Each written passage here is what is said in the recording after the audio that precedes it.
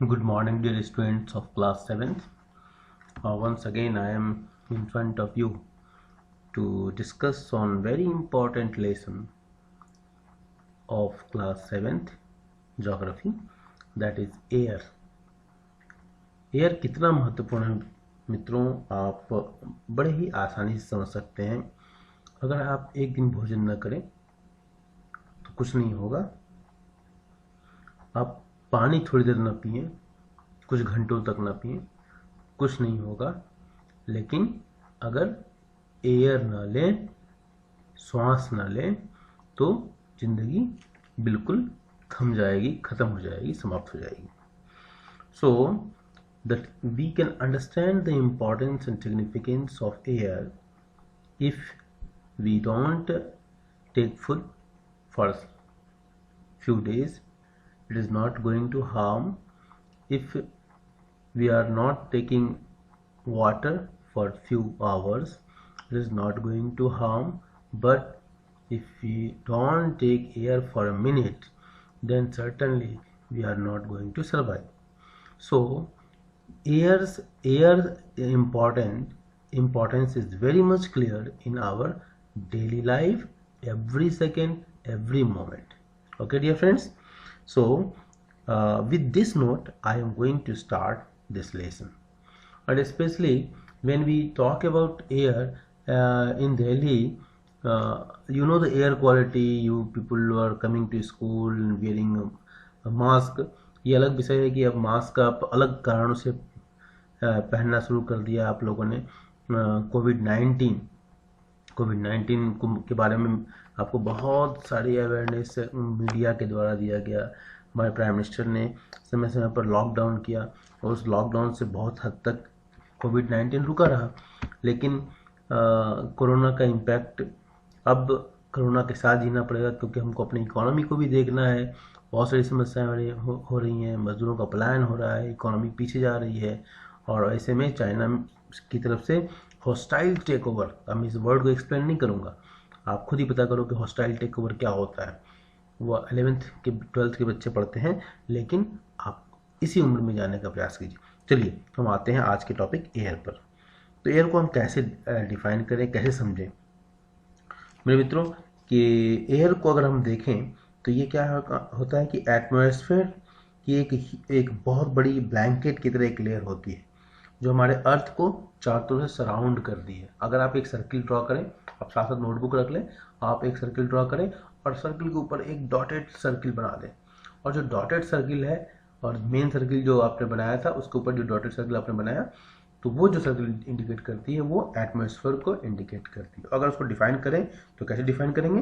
The atmosphere is a huge blanket of air that surrounds the earth. Okay, it provides us the air we breathe and protect us from the harmful effects of the sun's rays। देखो सन को हम कहते हैं भास्कर, ये हमारे जीवन के लिए बहुत ही आवश्यक है, लेकिन उसमें कुछ रेज होती हैं जो हार्मफुल होती हैं। So this makes the temperature on the earth livable. Okay, so air अगर नहीं होगा, अगर एटमॉस्फेयर नहीं होगा, तो हम इस धरती पर जो यूनिक प्लेनेट कही जाती है, इसके ऊपर हम नहीं सर्वाइव कर पाएंगे। इसलिए एयर का इम्पोर्टेंस आपको अब ज़्यादा समझ में आ रहा होगा। Okay, now will talk about our next slide and this talk about, ये मूव क्यों नहीं कर रहा है भाई, ये स्लाइड मेरा मूव होना चाहिए ना। आ गया, वेरी करेक्ट। तो कभी कभी होल्ड हो जाता है, पुराना कंप्यूटर हो गया ना। तो चलिए अब हम बात करते हैं कंपोजिशन ऑफ एटमॉस्फेयर। अब कंपोजिशन ऑफ एटमॉस्फेयर के लिए मैं क्लास में कुछ ना कुछ फार्मूला डेवलप करता ही हूँ। तो अभी आपके स्क्रीन पर जो दिखाई दे रहा है NOC, तो NOC मैंने लिया है। NOC आप कहीं भी जाते हो, किसी भी गेम्स में जाते हो, पार्टिसिपेट करते हो, म्यूजिक में, सोशल साइंस एग्जीबिशन में कितनी बार मैंने इस वर्ड को यूज किया है, आपने सुना भी होगा स्टेज पर से। तो NOC क्या है? No objection certificate. लेकिन मैंने NOC नो ऑब्जेक्शन सर्टिफिकेट यहाँ नहीं है, इसलिए मैंने क्रॉस कर दिया है। इसका मतलब क्या है? NOC, N stands for nitrogen O stands for oxygen and C for carbon dioxide. So these are the major gases in atmosphere जो हमारे जीवन को बहुत ज़्यादा प्रभावित करती हैं। अब इन गैसों के बारे में पढ़ने से पहले थोड़ा सा एटमॉस्फेयर के बारे में और थोड़ा सा जान लें कि एटमॉस्फेयर क्या है। Atmosphere is a mixture of various gases. It mainly consist of what? Nitrogen, जैसा आपके स्क्रीन पर लिखा हुआ है 78%, ऑक्सीजन 21% एंड अदर गैसेज भी होती हैं जिसमें आर्गन है 0.93% के आसपास होता है, कार्बन डाइऑक्साइड स्क्रीन पर लिखा हुआ है NOC में 0.03% और helium, ozone and hydrogen 0.04% hydrogen. तो ये हमारी जो मेजर गैसेस हैं, और इसके अलावा भी डस्ट पार्टिकल्स और बहुत छोटे छोटे कण होते हैं। लेकिन अगर ऑक्सीजन 21%, तो अब ये सोचना है आपको, मैं एक ओपन क्वेश्चन दे रहा हूँ, अगर मान लो 78% की जगह ऑक्सीजन से 21% होगा तो क्या होगा? अगर 21% की जगह ऑक्सीजन की जगह कार्बन डाइऑक्साइड 21% हो जाए तो क्या होगा? इस तरह के कुछ वाइल्ड इमेजिनेशन क्वेश्चंस आपके दिमाग में हमेशा आना चाहिए, क्योंकि जिसके दिमाग में क्वेश्चंस आएंगे वही अच्छा स्टूडेंट कहा जाएगा। ओके, तो ये हमारा था कंपोजिशन ऑफ एटमॉस्फेयर। अगर हम इस एटमॉस्फेयर में नाइट्रोजन को देखो तो ये बहुत ही इम्पॉर्टेंट गैस होती है। किसके लिए होती है? वो पेड़ पौधों के लिए होती है। तो हमारी प्रकृति ने, हमारे नेचर ने हमको वो सारी चीज़ें दी हैं, बस हमको देखना है कि हम इसके बैलेंस को ख़राब ना करें। तो ये प्लांट्स के लिए, चूँकि प्लांट्स ये ऑटोट्रॉप्स अपना भोजन स्वयं बनाते हैं, वो कैसे बनाते हैं? वो एक एक्टिविटी होती है जो साइंस में आपने पढ़ा होगा। मैं बता दूं क्या है, बताओ? हाँ, कोई बच्चों के दिमाग में आ गया, फोटोसिंथेसिस। ओके, तो they can not take nitrogen directly from the air. Plants जो है डायरेक्टली नहीं ले पाते हैं, तो क्या होता है, हम इसके माध्यम से हम नाइट्रोजन जो होता है ये हम प्लांट्स उसको कन्वर्ट करता है। किस में कन्वर्ट करता है? नाइट्रेट्स में। वो जो पृथ्वी में बारिश के माध्यम से वो जाता है, वो उसमें आपने लेगुमिनस प्लांट्स के बारे में पढ़ा होगा, तो लेगुमिनस प्लांट्स के बारे में आपने जो पढ़ा है वो कैसे कन्वर्ट करता है, नाइट्रेट्स में आता है। खैर वो साइंस का पेपर हो जाएगा। तो they can not take nitrogen directly from the air and bacteria that lives in the soil and roots of some plants take nitrogen from the air and change its form so that plants can use it. Okay, now we'll talk about oxygen. इसको योग में कहा गया है प्राण वायु, इसलिए हम अनुलोम विलोम प्राणायाम जब करते हैं तो क्या करते हैं, अपने लंग्स की कैपेसिटी को बढ़ाते हैं। और आप लोग इस ब्रेक में जरूर अनुलोम विलोम प्राणायाम, भस्त्रिका प्राणायाम, कपालभाति प्राणायाम, ये सब सारे प्राणायाम, भ्रामरी प्राणायाम मैं कभी कभी क्लास में कराता था। मैं डेली क्लास में जब प्रवेश करता था, कौन सा श्लोक आता था? हाँ, गुरु ब्रह्मा गुरु विष्णु गुरुदेव महेश्वरा। हाँ, और फिर योगा के कुछ टिप्स में बताता था आपको। ठीक है, तो हम ऑक्सीजन की बात करेंगे। तो ऑक्सीजन क्या? It is the second most plentiful gas in the air and humans and animals take oxygen from the air to breathe. Green plants produce oxygen during photosynthesis. अब यहाँ एक क्वेश्चन है, फोटोसिंथेसिस में एक पिगमेंट होता है जिसको हम क्या नाम देते हैं? सीसीएस का नाम होता है, स्टार्ट होता है। मैं बताऊंगा नहीं, आपको खुद लिखना, कमेंट सेक्शन में लिखेंगे आप। मैं देखता हूँ कि आप क्या लिख पाते हैं या नहीं लिख पाते हैं। अब हम अदर इंपॉर्टेंट गैसेज जो होती हैं उनके बारे में जान लेंगे। तो कार्बन डाइऑक्साइड जो है एक दूसरी इंपॉर्टेंट गैस होती है, और green plants they use carbon dioxide to make their food and release oxygen. Human और animals release carbon dioxide. The amount of carbon dioxide released by humans or animals seems to be equal to the amount used by the plants, which make perfect balance. Okay, तो ये जो balance है बहुत ज़रूरी है, क्योंकि carbon dioxide अगर नहीं होगा तो पेड़ पौधे खाना नहीं बना पाएंगे। और पेड़ पौधे जब खाना बनाते हैं ना, फोटोसिंथेसिस का जो प्रोसेस होता है उसमें वो जो रिलीज करते हैं, वो क्या नहीं रिलीज करते हैं, वो केमिकल रिएक्शन होता है, वो उसमें ऑक्सीजन रिलीज करते हैं। तो पेड़ पौधे कार्बन डाइऑक्साइड से खाना बनाते हैं और ऑक्सीजन रिलीज करते हैं, तो ऑक्सीजन का वो हमारी मात्रा बैलेंस रहती है। ठीक है, तो कार्बन डाइऑक्साइड एक याद रखना, ये ग्रीन हाउस गैस भी है, क्योंकि वेन इसके बारे में आप अगर पढ़ें तो when carbon dioxide is released in the atmosphere it creates a green house effect bye tapping the heat radiated from the earth. Thus, it is a greenhouse gas. When its level increases in atmosphere, it leads to the global warming. Global warming तो पूरे विश्व में गर्मी का जो level है वो बढ़ जाएगा. Okay, now we will talk about, अगर हम एक चीज़ मैंने यहाँ लिखा हुआ है कि it can shown in the pi diagram, तो आप पाई डायग्राम बना लीजिए, एक सर्किल बनाइए और सर्किल में आप सबसे बड़ा हिस्सा आप नाइट्रोजन को दीजिए, सेंटर से 2 रेडियस बना लीजिए जो परिधि पर सरकमफ्रेंस पर टच करे, तो और 78% लिख दीजिए. इसके बाद छोटा एक हिस्सा बना लीजिए जो 20% और सबसे कम 0.03% कार्बन डाइऑक्साइड के लिए रख लीजिए, बाकी गैसों के लिए आप इसको में आप उसमें इंडिकेट कर दें. तो इस तरह से आप पाई डायग्राम को बना देंगे ना, तो ब्रेन की कैपेसिटी होती है कि वो इमेज को जल्दी पकड़ता है, इमेज को जल्दी याद रखता है. आप कोई बचपन में आपने कोई फिल्म देखी होगी, देखो अभी तक बचपन की घटनाएं, फिल्म, सब फोटोग्राफ सब याद होते हैं, इसलिए ब्रेन को उस शक्ति का उपयोग भी करना है हमको. Okay, now we will move to the next slide.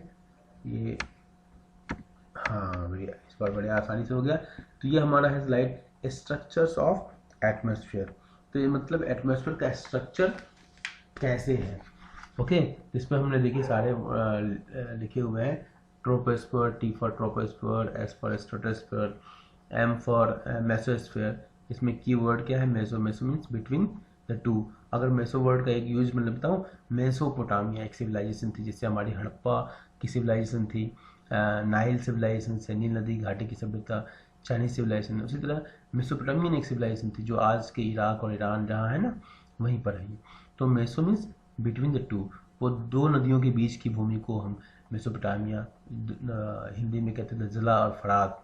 तो दजला और फरात नदियों के बीच में जो सभ्यता पल्लवित हुई, पुष्पित हुई, बढ़ी, इंक्रीज हुई, तो उसको हमने मेसोपोटामिया नाम दिया. तो यहाँ हम एम फॉर मेसोस्फीयर, मतलब 2 स्फीयर्स के बीच में, T S thermosphere and E for exosphere. तो ये हमारे स्ट्रक्चर्स ऑफ एटमॉस्फेयर थे. अब हम इस सब के बारे में हम एक एक करके जानना चाहेंगे. ट्रोपोस्फीयर क्या होता है? तो ट्रोपोस्फीयर क्या होता है? This layer is the most important layer of atmosphere. सबसे इंपॉर्टेंट लेयर है ये. It's average height is around 13 kilometre. Average height अलग अलग जगह डायग्राम में अलग अलग देखने को मिलता है, लेकिन एवरेज हाइट 13 किलोमीटर के आसपास है. और हम लोग जब पढ़ा था, हम लोगों ने, मुझे याद है कि 8 किलोमीटर के आसपास पढ़ा था. Its average height is 13 kilometre. The air we breathe, it exists here only. Almost all the weather phenomena like rainfall, snow, sleet, fog and hail occur in this layer. अब snow, sleet, fog and hail, अब ये अलग अलग हमारे weather के phenomenon है. जो weather क्या होता है हम आगे पढ़ेंगे. तो वेदर की जो फिनोमिनन है वो ये स्लीट है, स्नो है, फॉग है, हेल है, जो वायुमंडल की जो कंडीशंस है उसको ही बता रहे हैं.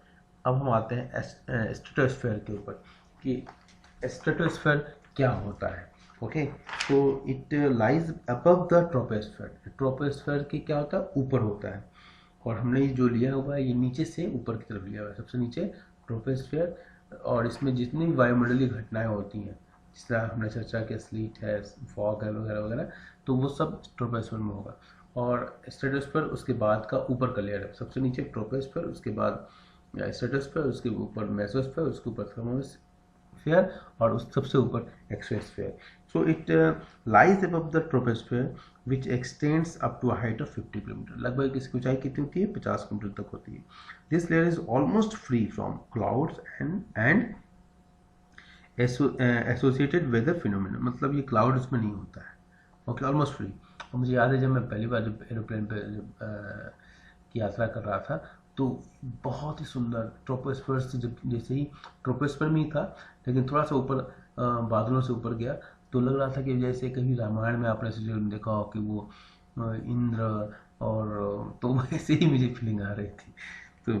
तो this layer is almost free from the clouds and associated weather phenomena, making conditions most ideal for flying aeroplanes. Okay, अभी जैसे मैंने चर्चा किया, एरोप्लेन के लिए बहुत ही.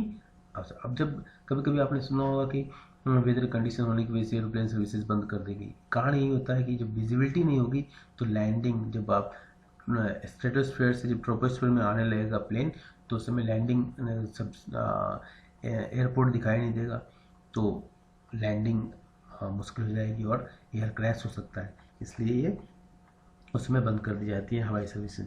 सो this layer is almost free from the clouds and associated weather phenomenon, making conditions most ideal for flying aeroplanes. Okay, one important feature of a stratosphere is that it contains a layer of ozone gases. आपसे आपसे question पूछा सकता है कि ozone gas जो होती है वो किस स्फीयर में होती है, तो स्ट्रेटोस्फीयर हो जाएगा आंसर। और ओजोन क्या होता है? ओजोन एक ऐसी लेयर होती है जिससे हमारे शरीर में स्किन होती है ना, ये स्किन क्या करती है, हमारे बॉडी को एक्सटर्नल लेयर, एक्सटर्नल ऑर्गन की तरह काम करती है, और ये हमारे किसी भी तरह के इम्पैक्ट, बाहरी इम्पैक्ट हो उससे उसको हमको बताती भी है, उसमें न्यूरॉन्स होते हैं वो बताती भी है और हमको प्रोटेक्ट करती है। Similarly ozone also protect the people, plants from the harmful gases of the harmful rays of the sun. Okay, now mesosphere. This is the third layer of the atmosphere and it lies above the stratosphere. It extends up to the height of 80 kilometre. इनकी height भी याद रख लेना, देखिए इनकी height कितनी होती है, 80 किलोमीटर के आसपास तक इनकी हाइट होती है। और meteoroids burn up in this layer on entering from the space. और इसी लेयर में मेट्रॉइड्स जो होते हैं, जो पार्टिकल्स होते हैं, जो स्टोन की तरह हार्ड मटेरियल्स होते हैं, वो जब पृथ्वी पे टूटते हैं, जब प्लेनेट से या स्टार से, तो वो इसी में जलकर समाप्त हो जाते हैं। अगर वो पृथ्वी पर आने लगे तो पता चला कि आप स्कूल जा रहे हैं और स्कूल में आपके सर के ऊपर गिर गया, आपकी वैन के ऊपर गिर गया, तो कितना डेंजरस हो जाएगा।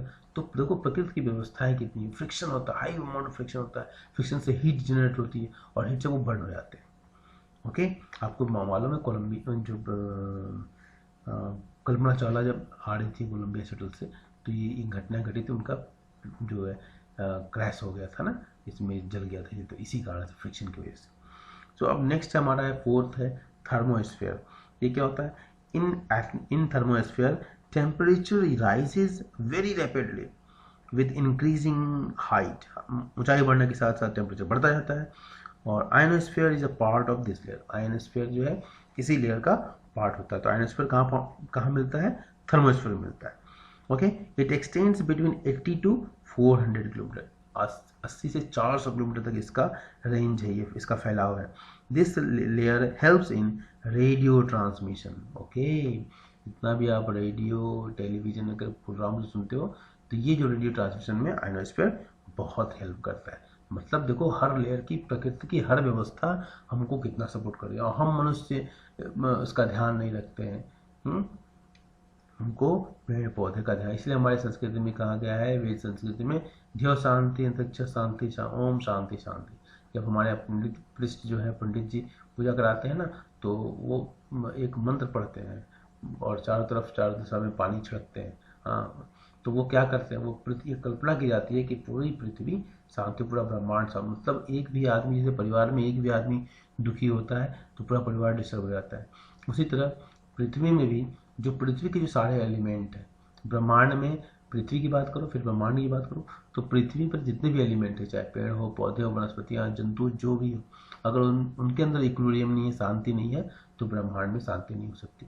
तो वो कल्पना हमारे ऋषि मुनियों ने की थी, जिनको मैं वैज्ञानिक कहता हूँ। तो आपको this layer helps in radio transmission. In fact radio waves transmitted from the earth are reflected back to the earth by this layer. Okay, अब हम आते हैं एक फाइनल अपने जो एटमॉस्फेयर का स्ट्रक्चर्स ऑफ एटमॉस्फेयर का लेयर है, वो है एक्सोस्फेयर, सबसे ऊपरी। The uppermost layer of the atmosphere is known as exosphere. So this layer has very thin air. Light gases like helium and hydrogen float into the space from here. Okay, तो ये सबसे ऊपर की हुई, और इसमें helium और hydrogen जो गैसेस होती हैं, बहुत ही इंपॉर्टेंट गैस होती हैं। तो मतलब मैंने पहले भी कहा कि जितने भी एलिमेंट्स हैं, अब हम आप इसको देखते हैं, इसको हम डायग्राम के रूप में हम देख सकते हैं। और इसमें आप देख सकते हैं सबसे नीचे अपने स्क्रीन पर देखिए ट्रोपोस्फेयर, हाँ, ट्रोपोस्फीयर में एरोप्लेन और ये जो माउंटेन और क्लाउड, ये सारी घटनाएं दी गई। ओके, तो इसका लगभग 13 किलोमीटर पड़ा था, 13 किलोमीटर के आसपास है। और इसमें जैसे जैसे हम हाइट बढ़ती जाती है उसी से टेम्परेचर डाउन होता जाता है। तो 165 मीटर अगर ऊपर आप जाएँ मतलब ज़मीन से, तो 1 डिग्री टेम्परेचर डाउन होता है। तो आप देखिए जैसे जैसे हम ऊपर चले जाते हैं वो देखिए टेम्परेचर डाउन होता जाता है, दिखाया हुआ है कि हाई ये टेम्परेचर कैसे डाउन होता है। इसके बाद हमारा स्ट्रेटोस्फीयर है। स्ट्रेटोस्फीयर में आप इसकी हाइट देख लीजिए। और इसके बाद मेसोस्फीयर है। मेसोस्फीयर में आपको मेट्राइट्स वगैरह दिखाया गया है कि मेसोस्फीयर में मेट्राइट्स जो है इसमें दिल जाते हैं। और इसके बाद थर्मोस्फीयर में स्पेस क्राफ्ट जो है वो थर्मोस्फीयर में दिखाई देते हैं। और एक वर्ड है AURORA, ऑरोरा। इसका मतलब क्या है? इसका मतलब है औरोरा। हाँ, औरोरा। इसका प्रोनाउंसिएशन थोड़ा देखना पड़ेगा। हाँ, इसको हिंदी में तो कहते हैं ध्रुवीय ज्योति। हम लोगों ने हिंदी में पढ़ा था, तो ध्रुवीय ज्योति। और ध्रुवीय ज्योति क्या होती है? इसको मेरु ज्योति भी कहते हैं। ये बहुत ही मतलब इसको कहते हैं ना रमणीय, इसको बहुत ही दीप्तिमय इसकी छटा होती है। और ये ध्रुवीय क्षेत्रों के वायुमंडल के ऊपर दिखाई देती है। ध्रुवीय क्षेत्र जो होते हैं ना, पोल्स जिसको कहते हैं, अंग्रेजी में पोल्स कहते हैं, तो उसके ऊपर दिखाई देती है। और रामायण में आपने देखा होता है मेरु पर्वत पर भेज दिया, फेंक दिया। बाली और सुग्रीव के संवाद, बाली और सुग्रीव का जो संवाद हुआ था उसमें की चर्चा हुई थी। तो मेरु, वहाँ से मुझे याद आ गया मेरु पर्वत। सो नॉर्थ जो अक्षांश होता है, उत्तरी अक्षांश इसको कहते हैं। अक्षांश मतलब लैटिट्यूड कहते हैं। क्या इसमें वहाँ पर ये इस तरह की जो घटनाएं प्रायः दिखाई देती हैं। और जिसको कहते हैं ना और ध्रुवीय ज्योति, ध्रुव की ज्योति, ध्रुव पर जो ज्योति दिखाई देती है, लाइट दिखाई देती है उसमें। और ये सबसे ऊपर हमारा है एक्सोस्फीयर। तो ये सारे ये डायग्राम से आपको और ज़्यादा क्लियरिटी आई होगी, मुझे पूरी उम्मीद है। और आपने इसको पसंद किया होगा। ओके, अब हम आते हैं वेदर और क्लाइमेट के ऊपर बात करेंगे। तो वेदर और क्लाइमेट क्या है? अब वेदर को मैंने एक आसान याद रखने के लिए बोला कि एक दिन पढ़ने वाला लड़का, मतलब जो शॉर्ट टर्म फिनोमेना की बात करता है, मतलब ये डेली टू डेली जो एटमॉस्फेरिक जो चेंजेस होते हैं उसको हमने वेदर नाम दिया। क्या है? Daily to daily atmospheric changes, वातावरण में जो होने वाले जो प्रतिदिन के जो चेंजेस हैं उसको हम वेदर के नाम से जानते हैं। और क्लाइमेट क्या होता है? मतलब अगर इसको मैंने याद रखने के लिए कहा कि होल ईयर पढ़ने वाला बच्चा, मतलब पूरे साल पढ़ने वाला बच्चा, मतलब ये लॉन्ग टर्म पर्सपेक्टिव है। और क्लाइमेट को देख लीजिए आप, average weather conditions of a place for a longer period of time, generally 30 to 35 years को हमने नाम दिया। ठीक है। सो ये अगर हम देखा जाए तो वेदर वो सारे ये कॉम्बिनेशंस हैं। इसको अगर हम और प्यूरिफाइड वे में अगर आपको आंसर लिखना हो, so weather is the combination of events that happen each day in our atmosphere including temperature, rainfall and humidity. Okay, weather is not same everywhere, हर जगह बराबर नहीं होता है। और climate refers to the average weather conditions of a place for a longer period of time. Okay, जैसे कहते हैं ना कि बैंगलोर का क्लाइमेट, तो आप में से बहुत सारे बच्चे तो गए होंगे, मुझे कुछ बच्चों ने क्लास में बताया था। तो ये बेंगलोर क्लाइमेट बहुत अच्छा है, लेकिन वेदर कंडीशंस नहीं कहते हैं उसको। मतलब जब हम लंबे समय की बात करते हैं तो उस समय हम क्या वर्ड यूज़ करेंगे? क्लाइमेट वर्ड यूज़ करेंगे। अब हम इसके कुछ कंपोनेंट्स हैं, हम देखेंगे कि इसके कंपोनेंट्स जो है वो वेदर के कंपोनेंट्स क्या है, इसमें मैंने लिखा नहीं है। चलिए आप इसको नोट कर लीजिए, मैं आराम से बोलता हूँ। टेम्परेचर, रेनफॉल वगैरह है इसके कंपोनेंट्स। हम इसकी बात थोड़ी चर्चा कर देते हैं। टेम्परेचर क्या होता है? The temperature is the degree of hotness and coldness of the air. Temperature क्या होता है कि कितनी मात्रा में ठंडक या सो कहने गर्मी बढ़ रही है या ठंडक बढ़ रही है, किसमें? एयर में। उसी को हम टेम्परेचर नाम देते हैं। तो the temperature is the degree of hotness and coldness of the air. The temperature of the atmosphere changes not only between day and night but also from season to season. Okay? केवल दिन और रात में परिवर्तन नहीं होता है, season में परिवर्तन होता है। क्योंकि जब आप जब पढ़ेंगे क्लास 6 में आपने पढ़ा हुआ है एक्चुअली, जब आप ऑर्बिट में जब ये अर्थ हमारी मूव करती है जो प्लेनेट्स मूव करते हैं सन के चारों तरफ, तो एक दो स्थितियाँ आती हैं। एक जब वो अपने टिल्टिंग की वजह से करो या दोनों दो कारण हैं, तो जो उसका जो पाथ है वो इस तरह का पाथ है कि कभी पृथ्वी सूर्य के नज़दीक हो जाती है, तो जब ये नज़दीक हो जाएगी तो वहाँ टेम्परेचर और उस पर हीट ज़्यादा मिलेगा, और दूर हो जाएगी तो हीट कम मिलेगा। और इसी तरह डे एंड नाइट में भी ऐसा ही होता है। उसी 6 महीने के दिन और 6 महीने की जो रातें होती हैं वो पर्टिकुलर टिल्टिंग की वजह से होती हैं। तो टेम्परेचर क्या है? The temperature is the degree of hotness and coldness of the air. The temperature of the atmosphere changes not only between day and night but also from season two season. Okay, और इसको हम degree Celsius में इसको हम दिखाते हैं। Okay, इसके बाद हम एक वर्ड हम यूज करना चाहेंगे, इंसोलेशन। इंसुलेशन क्या होता है? ये जो सन से जो एनर्जी होती है वो पृथ्वी पर जो आती है, और जो उसमें उसकी वजह से जो टेम्परेचर बढ़ा होता है, घटा होता है, उसको हमने इंसुलेशन नाम दिया। अगर इसको लिखना है लिख लेंगे, insulation is the incoming solar energy intercepted by the earth which influences the distribution of temperature. Okay, तो इस तरह से हमने बात किया कि वेदर और क्लाइमेट के जो कंपोनेंट हैं वो सेम होते हैं, लेकिन एक शॉर्ट टर्म होता है, एक लॉन्ग टर्म होता है। अब हम देखें, आपके स्क्रीन पर दिखाई दे रहा है वेदर इंस्ट्रूमेंट। वेदर के इंस्ट्रूमेंट क्या क्या है जिससे हम इसको मेजर करते हैं, जो वेदर को समझते हैं वो कौन कौन से हैं? तो थर्मोमीटर, बैरोमीटर, रेन गेज और विंड वेन। तो ये हमारे पास है। अब थर्मोमीटर तो आप जानते हो, घर में आप कितनी बार आप लोग बीमार होंगे, मम्मी को परेशान किया होगा, तो थर्मोमीटर के बारे में मैं ज़्यादा बताऊंगा नहीं। अब बैरोमीटर क्या है? Barometer is a scientific instrument used in metrology to measure atmospheric pressure. मतलब बैरोमीटर का संबंध किससे है? एटमॉस्फेरिक प्रेशर से। ठीक है, अब इस प्रेशर का फायदा भी होता है, अगर प्रेशर ना हो तो रेनफॉल नहीं होगा। हाँ, उसको हम आगे देखेंगे। रेन गेज क्या है? It is a type of instrument used by metrologist and hydrologist to gather and measure the amount of liquid precipitation over a set period of time. Okay, so rain gauge होता है, is a type of instrument used by meteorologists and hydrologists to gather and measure the amount of liquid precipitation over a set period of time. Liquid का कितना precipitation हुआ, कितनी बारिश हुई। आप घर में भी रेन गेज बना सकते हैं। एक कीप बना लिया, उसके अंदर पानी देख लिया कि कितने सेंटीमीटर तक पानी आया, तो आप इसको कर सकते हैं। हम लोग बचपन में खुद किया हुआ। हाँ, wind vane, it is an instrument for showing the directions of the wind. तो इस तरह से हमने ये स्लाइड कंप्लीट किया। अब आते हैं एयर सर्कुलेशन। एयर सर्कुलेशन क्या होता है? So when air is heated, जब हवा गर्म होती है, इट एक्सपैंड्स, बिकम्स लाइटर, हल्की हो जाती है, एंड गोज अप। मतलब हवा जब, इसलिए देखो घर में रोशनदान जो होता है ना, वो खिड़की होती है, छोटी सी खिड़की जो होती है ऊपर, अब तो आजकल नहीं बन रहे हैं, आजकल के पुराने अपने पापा मम्मी से बात करना, तो रोशनदान होता था, वो हमेशा ऊपर होता था। क्यों होता था? क्योंकि जब हवा गर्म होगी तो ऊपर से वो गर्म हवा निकल जाएगी और एयर का सर्कुलेशन बना रहेगा और शुद्ध हवा घर में आएगी।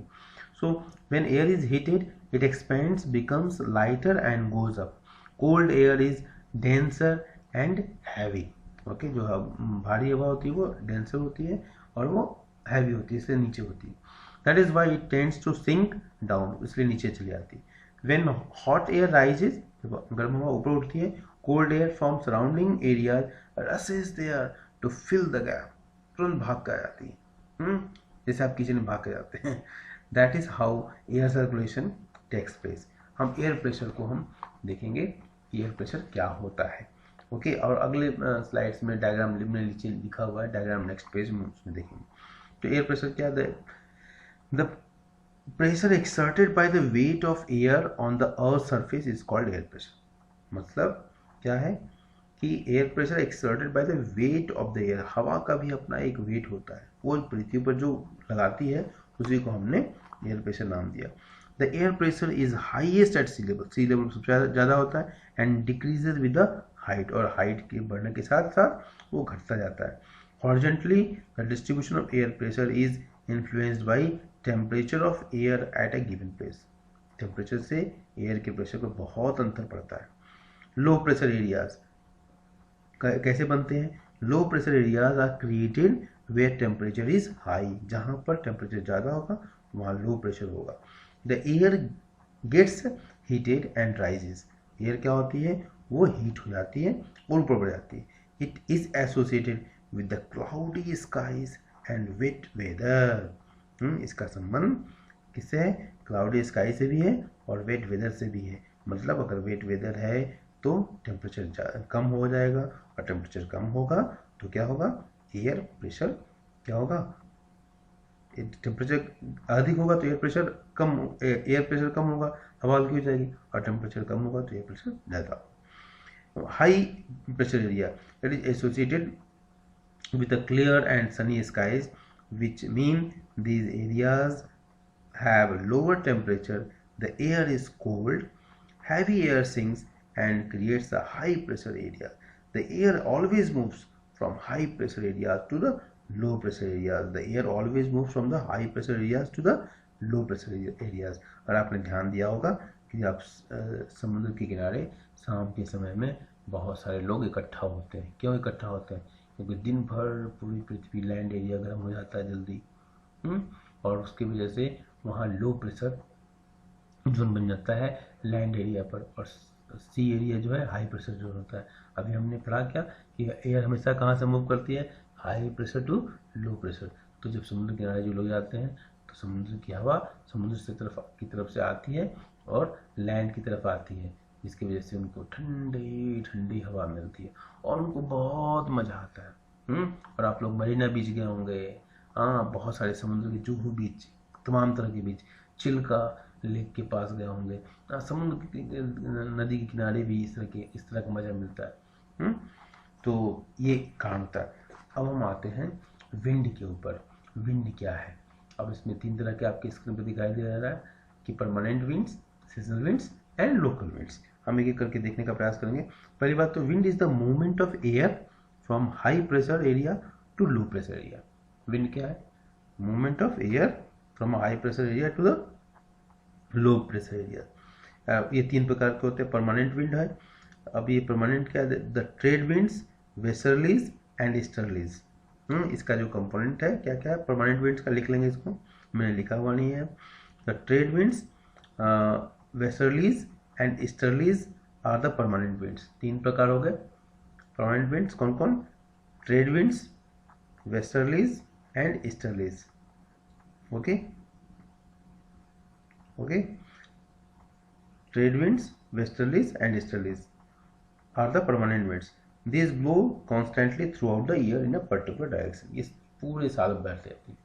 और मैं सोच रहा था कि इसका कोई फार्मूला बना दूँ, कुछ रुक गया था ना, तो मैं सोच रहा था कि इसका कुछ फार्मूला बन पाएगा कि नहीं। चलो खैर फिर डिस्कस करेंगे।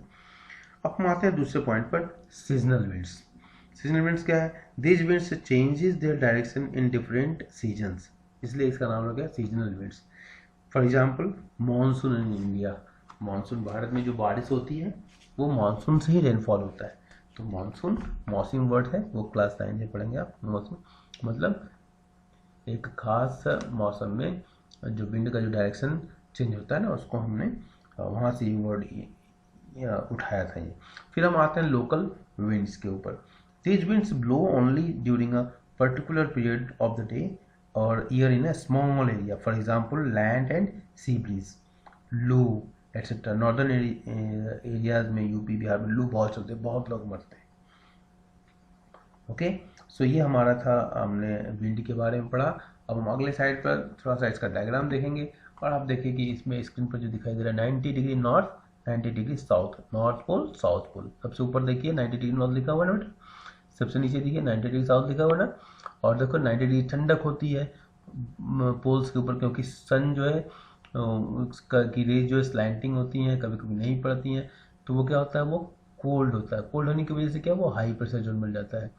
तो आप देखो high low high low, equator के पास लो, उसके ऊपर देखो लो, फिर इसके बाद फिर हाई होगा, हाँ, इसके बाद फिर लो, इसके बाद हाई, तो ये हाई सबसे ऊपर है। तो जहाँ से हाई होगा तो हाई से लो की तरफ, इसलिए देखो आप एरो दिखाई दे रहा है ना, तो पोलर ईस्टर्लीज नाम दिया गया है। तो वहाँ देखो विंड का डायरेक्शन दिखाई दे रहा है।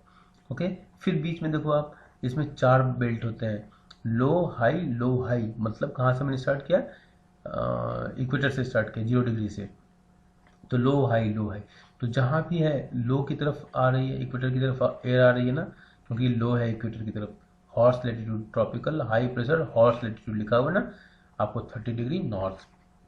इसके पीछे भी कहानी है, इसको हॉर्स लैटिट्यूड क्यों कहते हैं। अब समय बहुत ज़्यादा हो जाएगा इसलिए मैं नहीं बोल रहा हूँ।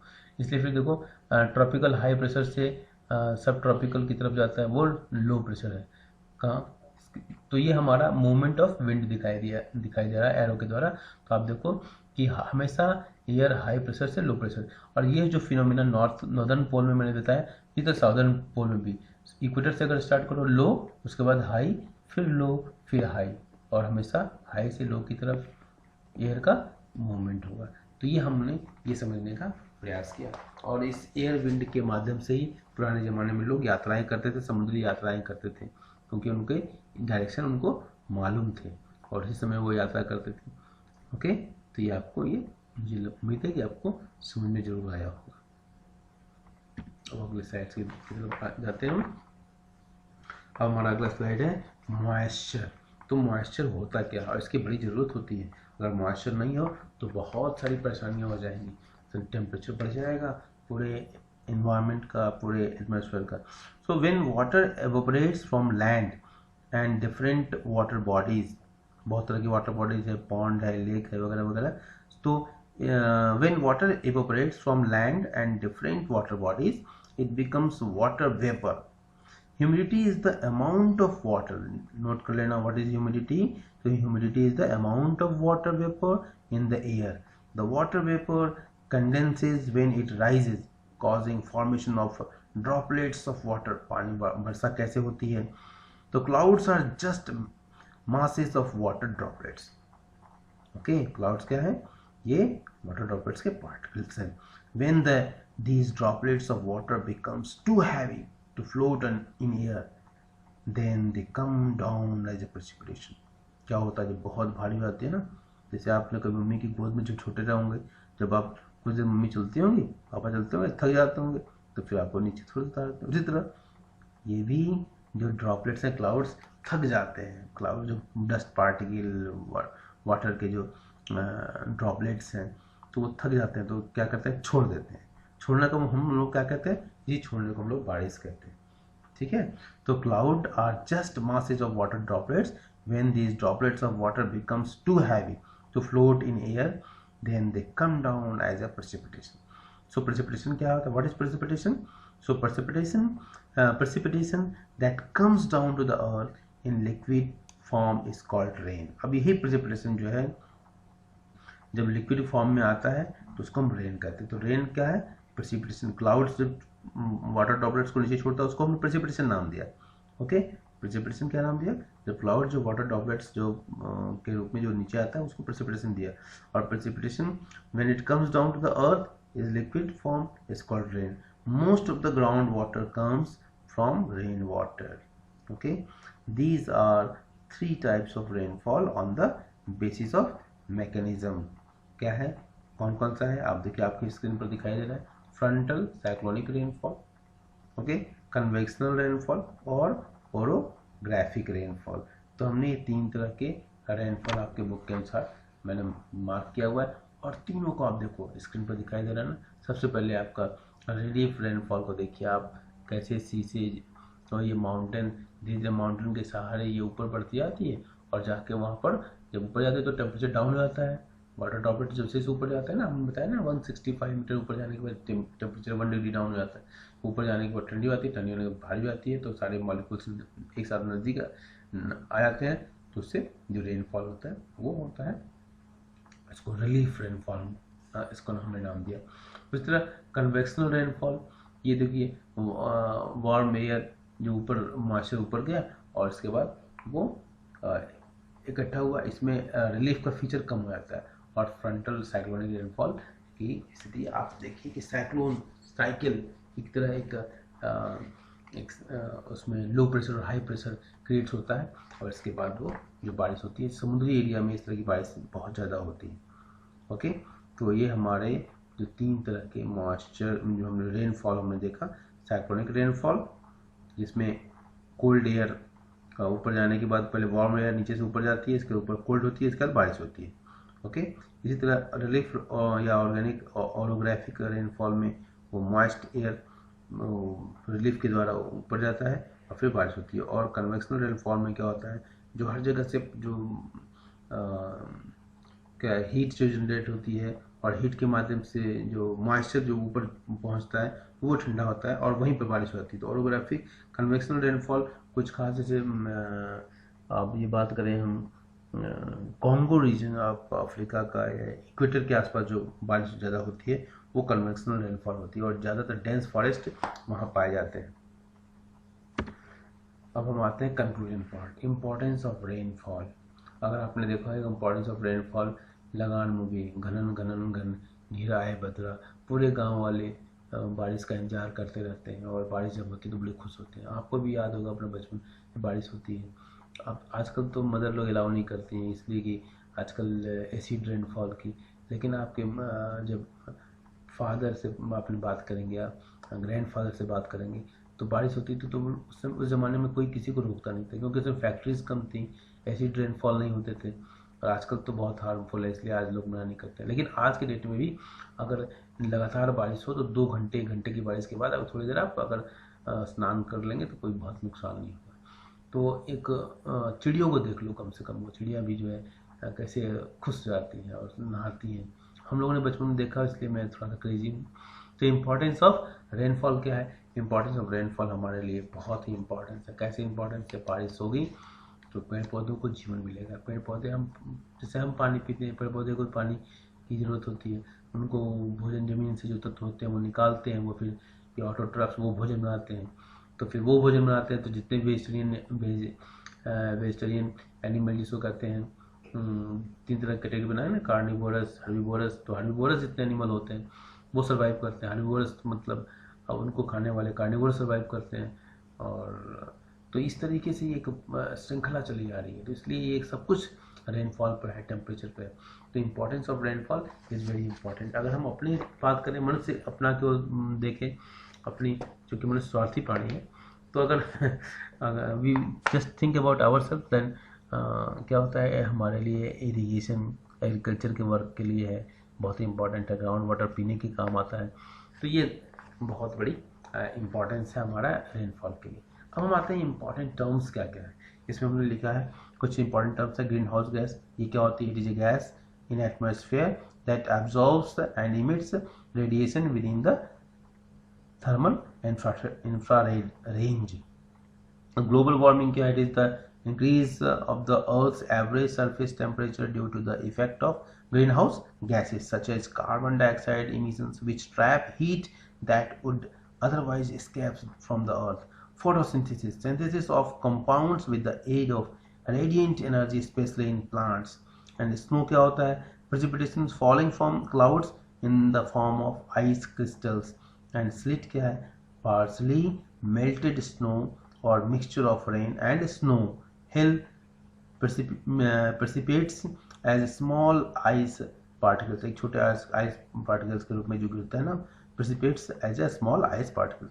Trade winds क्या है? They are the prevailing pattern of easterly surface winds found in the tropics within the lower portion of the Earth's atmosphere in the lower section of the troposphere near the Earth's equator. जिसको आप note कर लेंगे। They are the prevailing pattern of easterly surface winds found in the tropics. tropics में पाई जाती है। within the, आप जो diagram है ना, बुक में डायग्राम दिया हुआ, हमने भी डायग्राम बनाया, उस डायग्राम को जब देखेंगे तो और क्लियरिटी आ जाएगी। surface winds found in the tropics within the lower portion of the Earth's atmosphere in the lower section of the troposphere near the Earth's equator. Okay, and westerly, अगर हम इसको थोड़ा सा देख लें इसको तो और क्लियरिटी आ जाएगी। ओके, तो westerly winds, they are the prevailing winds from the west towards the east in the middle latitude between 30 and 60 degree of latitude. 30 and 60 degree आप देख लो, 30 एंड 60 डिग्री ऑफ लैटिट्यूड मतलब आपका 30 डिग्री कहाँ है? 0 degree से ऊपर जो नॉर्थ में, तो सब tropical high pressure horse latitude और सब पोलर लो प्रेशर, तो इनके बीच में। ओके, तो वेस्टर्ली विंड किसके बीच में आता है? They are the prevailing winds from the west towards the east in the middle latitudes between 30 and 60 degree latitude. अब आपको समझ में आ रहा होगा। Next easterly winds, a storm or wind coming from the east, इस डायरेक्शन। तो इनका जो नामकरण किया गया है उनके आने की दिशा से ही किया गया। Cyclone, it is the general term for a variety of low pressure system types such as tropical cyclone, extratropical cyclones and tornadoes. Cyclone क्या है? ग्रुप ऑफ एक अम्ब्रेला वर्ड है, इसको कह सकते हैं अम्ब्रेला वर्ड, जिसमें बहुत सारे तरह के प्रेशर टाइप्स जो होते हैं विंड के, उसको शामिल किया गया। तो it is a general term for a variety of low pressure system type such as tropical cyclones, extra tropical cyclones and tornado. अलग अलग कंट्रीज में इसको अलग अलग नाम दिया गया है। Conventional rainfall, it occurs when the warm air deflected from a landform rises and form rain clouds. Orographic rainfall क्या है? It is the rain which is produced by the lifting of moist air over a mountain. Okay, and cyclonic rainfall, it occurs where two air masses meet and form a front. Two air masses. Okay, cyclonic rainfall में क्या होगा? Two air masses. देखो आप इसमें, देखो screen पर देखो आप, तो इसमें देखो एक एयर मास जो है, या जहाँ क्लाउड है ना, क्लाउड की तरफ देखो एक एयर मास उधर से आता है, एक इधर से आता है, तो दो एयर मास मिलते हैं, वहाँ पर साइक्लोनिक रेनफॉल अकर्स होता है, मिलता है। It occurs where two or more masses meet and form a front. अब हम आते हैं लास्ट सेक्शन में, क्विज सेक्शन में। So you have to write answers in the comment section here. So पहला क्वेश्चन है what is atmosphere, आप देख लो, and which two gases makes the bulk of atmosphere, what is weather, climate, name some gases responsible for the greenhouse effect, and dear friend, live safely and remember Clean India mission of our Prime Minister, honorable, very hard working Prime Minister. Okay, so live safely dear, and basically it is the hygiene related things. If you don't touch anything unwanted thing when you are going outside, please don't go outside, but if any case don't touch। हाथों में gloves लगा के चलें, क्योंकि हमारी आदत होती है ना कि हम कुछ भी होता है, नाखून भी थोड़ा बढ़ जाता है तो मुंह में डाल लेते हैं, या उसी से हम आंखों की गंदगी निकाल लेते हैं, कभी कभी उंगलियां कान में डालते हैं और फिर मुंह में डालते हैं। ये सब हमारी आदतें हैं बचपन की, तो इन सब आदतों से हमको ऊपर उठना है। और क्या है, आप हाथों में ग्लव्स पहन के निकले और सैनिटाइजर जरूर रखें, तो आप स्वस्थ रहें, सुरक्षित रहें और कोविड-19 से बचें और देश के विकास में अपना योगदान दें। Thank you dear friends.